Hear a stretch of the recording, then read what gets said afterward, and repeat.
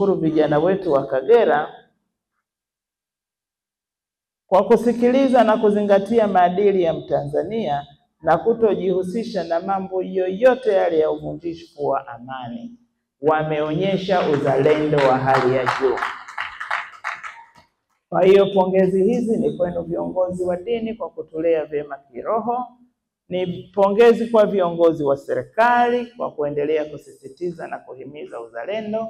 Ni pongezi kwa wazazi na walezi kwa kuwalea vizuri vijana wetu. Na ni pongezi kwa vijana wenyewe kwa kuwa wasikivu. Ndugu zangu, nataka niwaambie ukweli. Katika kipindi chote hicho cha vurugu, chote hicho, sisi wenzenu usingizi ulikata kabisa.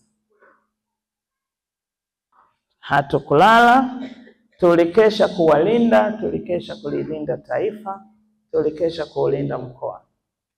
Lakini mimi mama yenu wa mkoa wa Kagera, wakati wote nilipopiga goti kumlilia Mwenyezi Mungu, nilimwambia Mwenyezi Mungu, naomba wazidishie busara na hekima wana Kagera, wasiharibu mkoa wetu.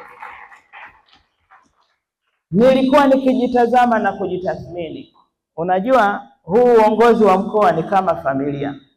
Wa Kagera, Kagera ndio familia yake. Wa Kigoma, Kigoma ndio familia yake.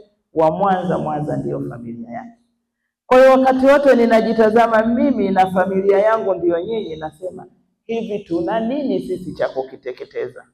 Tuna nini cha kuchoma moto? Sisi wenyewe bado tumeachwa nyuma.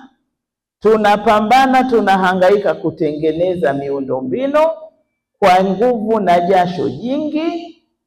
Rasilimali tulizonazo ni chache, mahitaji ya miundombinu ni makubwa. Leo atokee mtu akaunguze hivi vichache vilivyosemwa na viongozi wetu wa dini hapa. Haingii akilini kabisa. Kama kuna lolote lile linapaswa kuzungumzwa mezani, lakini sio kwenda kuharibu vile vichache tulivyovijenga kwa jasho jingi.